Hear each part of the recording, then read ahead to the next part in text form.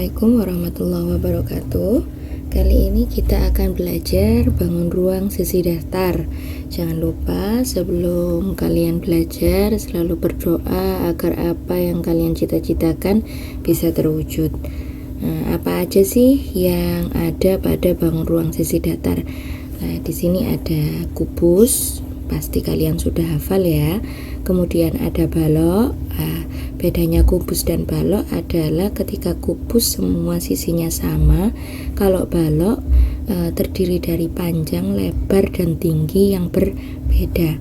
Kemudian prisma, di sini ada 4 macam prisma ya. Ada segitiga, itu berdasarkan alasnya. Jadi kalau alasnya berbentuk segitiga, maka atapnya jelas mengikuti. Jadi kalau alasnya segi 4, atapnya juga mengikuti, maka dari itu dinamakan prisma segitiga, prisma segi 4, kemudian prisma segi 5, kemudian prisma segi 6. Kemudian yang nomor 4 adalah limas. Jadi limas juga terdiri dari alas yang berbeda-beda, yaitu ada 4 kriteria alas. Di sini ada alas berbentuk segitiga, 5 segi 4, 5 segi 5, dan 5 segi 6. Bedanya kalau prisma itu tingginya tegak dan atap mengikuti alas. Akan tetapi kalau limas itu atapnya adalah berbentuk lincipan ini ya. Jadi bangunnya itu mengikuti alasnya, mengikuti rusuk dari alasnya, sehingga tertutup atapnya. Gitu ya. Jadi kalau limas itu dia seperti piramid bentuknya. Jadi apa yang sering kamu ketemui di kehidupanmu pasti sering ya. Lah itu adalah bangun-bangun yang berasal dari bangun ruang sisi datar. Yang pertama, ini kalian belajar kubus ya. Di sini semua sisinya adalah sama. Jadi unsur-unsurnya apa saja sih? Kubus itu dibatasi 6 sisi kongruen, 6 sisi yang sama. Kemudian titik sudutnya ada 8, 1, 2, 3, 4, 5, 6, 7, 8. Kemudian ada 12 rusuk. Dari mana? Dari ini sisi yang depan, belakang, atas, bawah, kanan, kiri. Ini rusuknya tinggal kalian jumlahkan saja, 1, 2, 3, 4, 5, dan seterusnya. Diagonal sisinya juga sama, bidang diagonalnya 6 seperti yang kita hitung tadi. Kemudian bidang diagonalnya berbentuk persegi panjang. Lah ini ya. Jadi diagonal itu terdiri dari 2, yaitu diagonal sisi dan diagonal ruang. Diagonal sisi itu tidak terdapat pada alas saja, bisa saja pada sisi tegak, bisa saja pada sisi depan, belakang, atau samping. Nah ini Bu Ika contohkan hanya pada sisi alas. Kemudian kalau diagonal ruang itu adalah diagonal yang membelah ruangan tersebut menjadi 2 sama besar. Nah, ini rumusnya adalah sisi akar 3. Seperti berasal dari diagonal sisi yang sudah kita buktikan pada teorema Pythagoras yang lalu. Jadi kalau diagonal sisi itu sisi akar 2, kalau diagonal ruang itu sisi akar 3. Nah, ini tidak asing ya. Kalau luas permukaan rumusnya 6S kuadrat, kalau volume S pangkat 3. Nah, soal yang pertama, jika diketahui panjang diagonal rusuknya adalah 24, maka volume kubusnya berapa? Nah, kita jawab. Sebelum kita jawab, kita ilustrasikan dulu pada gambar. Nah, ini kan gambar kubus, kemudian seperti Bu Ika contohkan tadi ya, yang dinamakan diagonal ruang adalah yang menyamping ini, yang membagi 2 bagian sama besar. Jadi kalau dipotong itu jadi 2 segitiga ruang atau 2 prisma. Nah, ini ya, diketahui 24 cm. Yuk kita jawab. Langkah pertama, kalian masukkan rumus diagonal ruangnya. Kenapa? Karena yang diketahui adalah diagonal ruang, maka sisi akar 3 sama dengan 24. Kita akan mencari sisi, maka kita pindahkan. Asalnya S akar 3 ini kan S dikalikan akar 3, maka perkalian kita pindahkan menjadi pembagian. Kemudian karena penyebutnya dalam bentuk akar, kita harus rasionalkan dulu akar penyebutnya terbagi menjadi bilangan bulat.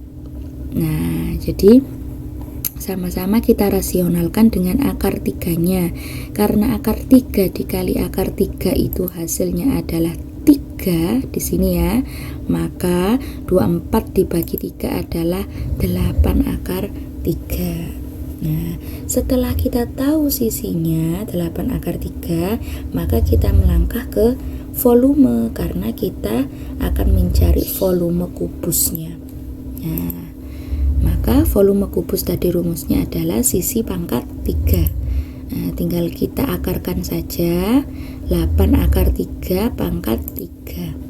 Nah, artinya 8 akar 3 dikalikan sebanyak 3 kali. Nah, dalam artian ini 8-nya kita kalikan dulu menghasilkan 512.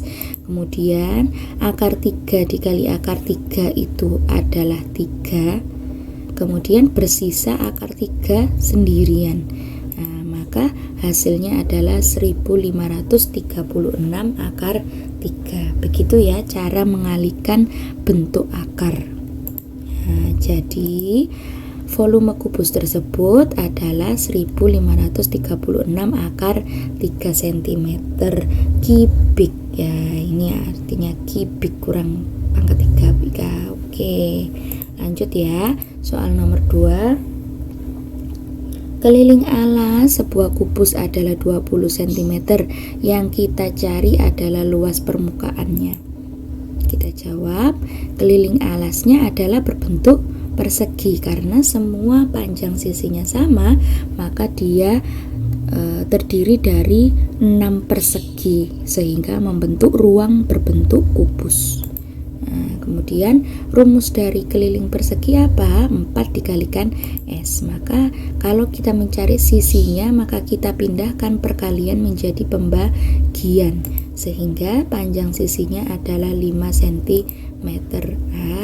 Kalau sudah ketemu sisinya, kita mencari luas permukaannya. Adalah rumusnya 6 sisi pangkat 2. Tinggal kita substitusikan aja atau kita masukkan. Maka 6 dikalikan 5 kuadrat adalah 6 dikali 5 dikali 5 hasilnya 150 cm persegi. Jadi luas permukaan kubus tersebut adalah 150 cm persegi. Oke. Nah, soal nomor 3, panjang rusuk dua buah kubus masing-masing 3 cm dan 9 cm. Yang ditanyakan adalah perbandingannya. Nah, maka kita cari dulu perbandingan volume 1 dibanding volume 2. Artinya sisi yang pertama pangkat 3 dibandingkan dengan sisi yang kedua pangkat 3. Sisi yang pertama diketahui 3, sisi kedua diketahui 9. Maka bisa kita jabarkan seperti ini ya. Ini cara cepatnya Bu Ika kasih tahu. Jadi kita tinggalkan selasi aja atau kita coret. Nah, 3 kali 3 kan hasilnya 9. 9 bagi 9 habis atau menghasilkan 1. Kemudian kita bisa coret lagi yang 3 dengan 9 menghasilkan 3. Jadi yang atas tidak bersisa sehingga menghasilkan 1. Yang bawah atau penyebut tinggal 3 dikali 9 yaitu 27. Jadi perbandingan volume 2 kubus tersebut adalah 1:27. Nah, mudah bukan? Semoga 3 contoh soal tadi bisa membantu pemahaman kalian sehingga kalian bisa mengerjakan 3 tugas ini. Nah, tugasnya silakan kalian catat ya. di buku tugas dikerjakan dengan cara yang lengkap sesuai dengan contoh yang Bu Ika berikan. Kemudian bisa kalian kumpulkan atau upload jawabanmu di form ini. Semoga kalian sukses dan salam sehat selalu untuk kalian dan keluarga. Bu Ika akhiri, Assalamualaikum warahmatullahi wabarakatuh.